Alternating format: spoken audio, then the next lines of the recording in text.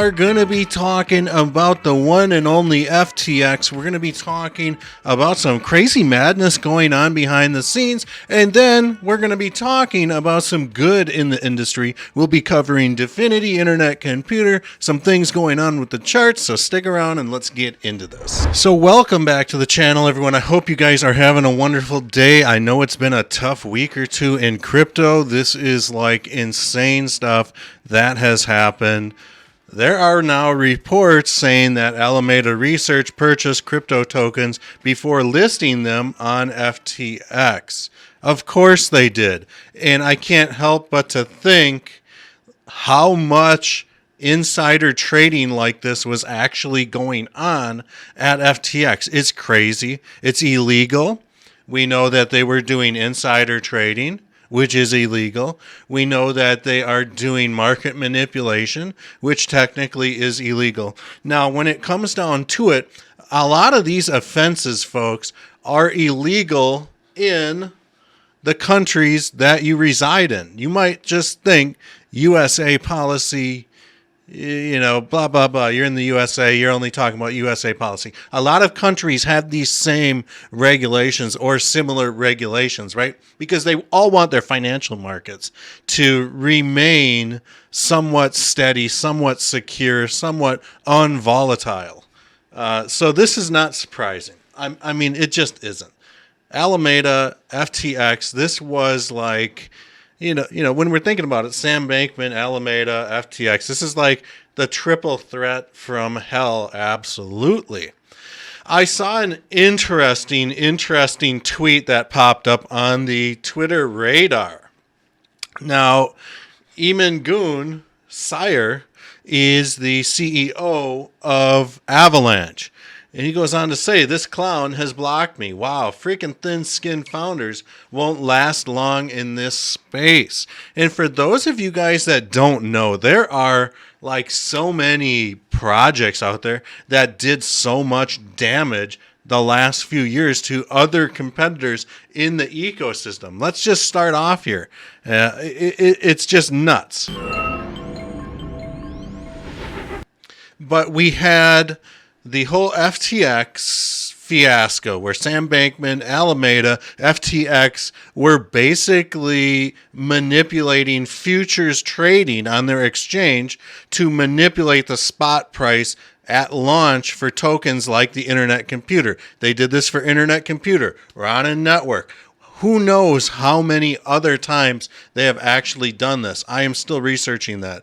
We know that they interfered with Casper. We know that they interfered with Aptos. Solana has been absolutely manipulated for positive gains. We all know it. But when it comes down to it, Eamon Goon, the CEO of Avalanche, what has he been doing? Well, a few months back, it was brought to light that he had partnered with this rogue lawyer and law firm to absolutely destroy crypto projects like the Internet Computer. They sued Tether. They sued Solana. They sued Internet Computer. They sued probably Cardano. And what they were doing over at Avalanche is when these lawyers would do these class action lawsuits against these crypto projects and foundations, they would use what's called discovery. And it's basically like an open key to everything within an organization, minus like trade secrets, depending on the judge. So it is what it is. They had access to phone calls, emails, everything under the sun. They could see exactly how a lot of these exchanges operated, and they were able to steal a lot of secrets and business plans, information, and presumably really build up their own blockchain using stolen secrets, stolen technology. So when you think about Avalanche, folks, Avalanche doesn't have the capability to innovate their technology by themselves.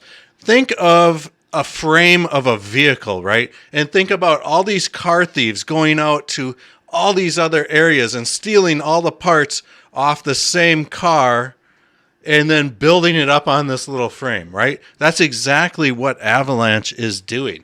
freaking nuts. How anybody can support Avalanche is beyond me. So Marler, if you're watching this, I don't want to say good job, but you know what? I'll tip my hat to you since you got banned. That's pretty impressive. That's pretty damn impressive. Now let's talk about some cool stuff here going on with the IC. This was dropped by CoinCommit. You guys can check them out at coin_commit. This is one of my other favorite statistics people to follow. And they're just on the ball with everything. And when we look at the GitHub commits, this is a repository for code and projects and things like that. And so it gives us a view into what projects are getting code developed on, things like that, where developers are going. We can see that ICP, 243 commits this week. Man, oh man, that I like that, right? There's also some other projects that are building. So if you're looking to diversify your portfolio, maybe these are some projects that you might want to look into. We've got Dfinity, blowing up the Twitterverse. Now, if you are a new viewer of this channel, or maybe you're looking into the internet computer, one thing you may not know is that Dfinity has developer grants. If you're looking to convert your project over from Solana or Avalanche or one of those other Ring of Fire ecosystems to the internet computer, there may be a chance you could get a grant to help ease that transition and the cost of it. Dfinity's got $200 million to help build the internet computer. That's unheard of. And when it comes to helping promote your project, look who's front and center, Dfinity. So you can check this form out on their Twitter handle. Crypto Girl, there's another person you guys should be following in this eco space. Check her out, DeFi Wizards. And Token 2049 is over. It was a great event and exposure for the internet computer. I totally wanted to go to Token 2049 London. I had some other commitments here in the U.S. that prevented me from going, but I'm going to try and attend something soon. I need to get across the pond. Let's just check this out here. You might be wondering about the title. If you photograph this QR code, you can actually download this deck. What's interesting about the QR code is that it downloads a deck that's served by the blockchain itself. So the internet computer is the first blockchain where smart contracts can actually process web requests. And that's a game changer, because I don't know how many of you are aware, but generally speaking, when you download, you interact with anything Web3, it's coming off Amazon Web Services. So there are various other pieces to this puzzle, of course, if you're creating a world computer. One of them is, how much does it cost to store something like this deck on the blockchain? Because it's all very well being able to serve HTTP from a blockchain, but if you can't store the media on the blockchain or the data on the blockchain, it's not going to get you very far. So the differences are much, much bigger than most people are aware of. This deck can be stored on the internet computer for 4 cents a year. Really nothing at all. On Solana, it would cost you $800 a year. On Ethereum, it would cost you $500,000 a year. Truth is, you couldn't even upload it to Ethereum, you couldn't do it.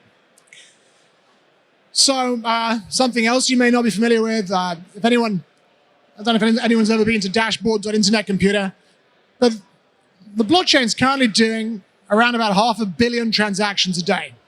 It's more than 10 times more than any other blockchain in existence. Yeah, so that was very well said by Dominic, and I'll go ahead and link this YouTube video in the description and the pinned comment so you guys can look for that. Speaking of stats, IC Stats, at IC Stats I thought we would look up some internet computer tokens by market cap. A few weeks ago, I had somebody saying, hey, can you start talking about some of the alts within the IC? And I am like a complete chart guy. And so I wish a lot of this stuff had like charts on TradingView, things like that. All right, so let's look at the total market cap for some of these little gems here, not financial trading advice, anything like that. But you guys can kind of see where the activity is. There's been some volume right now. Looks like Ghost Token has the most holders. Excuse me, DogMe. Look at DogMe, folks. Another thing I would like to see on here is the OGY token, because I made a ton of money off that launch. But we'll get into that for another day. But yeah, Ghost is looking good. Box is looking good.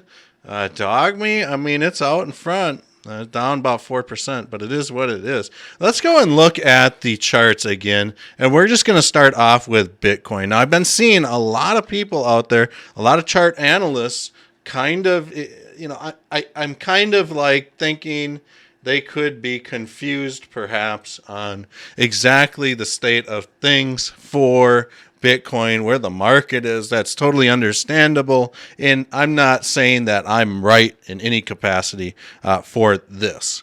But let's just take a big look at this. When it comes to Elliott wave theory, I've got some, bear with me, I've got some speculation here.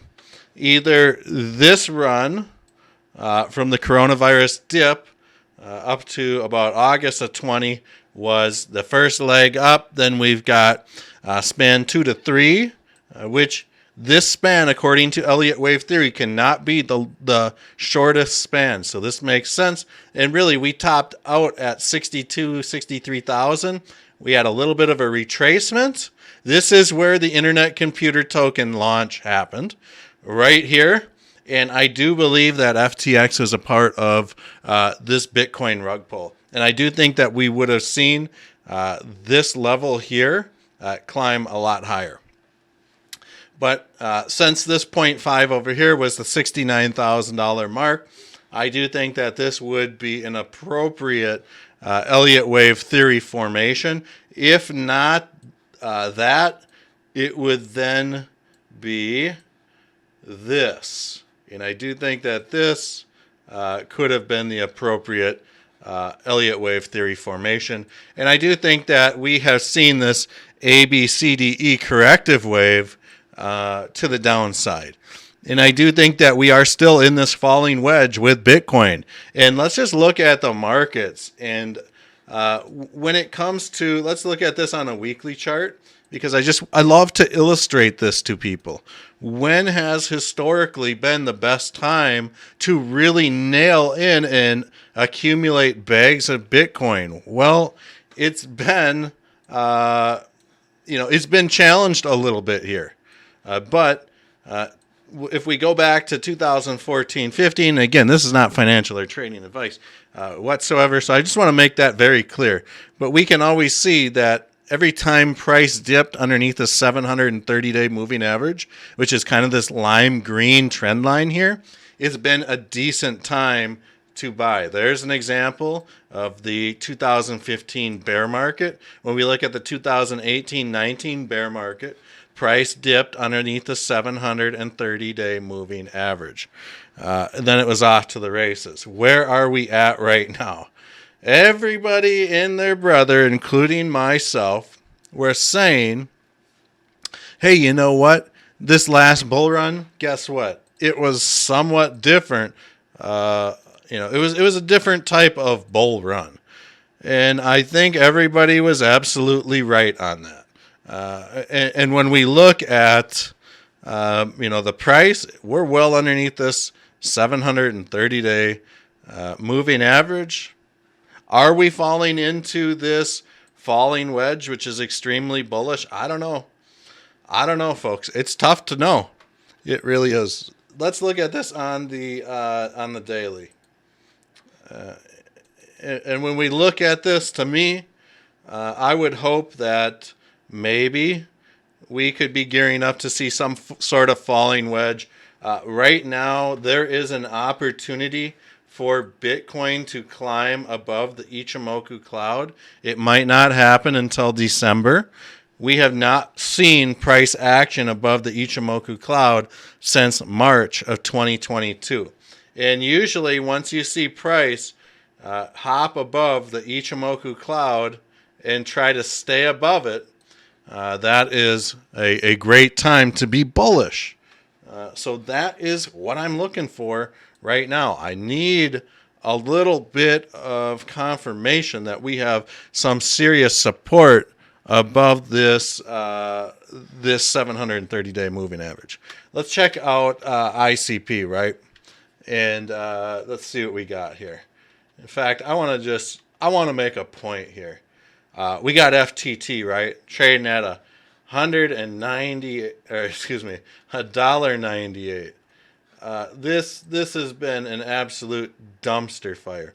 And it's funny how all these people that were backing Solana and FTX and stuff like that would always FUD on the internet computer. I even made a post about this like a month ago. I said half the time these people are illiterate and they don't know the history of how FTX actually harmed internet computer and their token launch. And then they would show some picture of a chart of internet computer's token launch. And they would say, remember the internet computer? And I just had to say to all you people doing that, it's time to start kissing the ring, because look at your project now. And I'm not saying that I like this at all, but the FUD on internet computer was 99% of it was paid. So it is what it is. Here we are with the internet computer. The last few days, I've been talking about how when this thing crashed down and we got a little bit of a bounce here, I was telling people, I said, we're going to watch out for this flag formation to really unfold. We're looking at the 4-hour chart. So if we get a little confirmation break to the upside, I'm thinking we're going to see these levels test around this $5.26-ish level. Let's throw up a little Fibonacci extension. I'm looking for a point where the 786 intersects with that line, and that's kind of going to be my target area. So about $5.30, $5.29. If this drags out to the 61.8, $4.80, something like that. Full disclosure, I got a bag of ICP, right? So right now, if this little symmetrical triangle squeeze breaks down, we could easily look at like a $3.40 level. If we start breaking below that, that means this falling wedge has unfortunately possibly turned into a channel, which is not good. We'll cover things. That's why you should subscribe to the channel to stay in the loop. So thank you for everyone for being here today. I truly appreciate everyone support. If you could do me a huge favor, hit that subscribe button, hit that like button. I know it sucks that I have to remind everybody to do that, but it truly does help ICP and this channel get into the ecosystem so I can feed people this information about the IC, all these dramatic events that are unfolding, and all these great updates on the internet computer. So stick around for the end screens. We'll throw up some projects or some other videos I've done on the internet computer. See you guys all in the next video.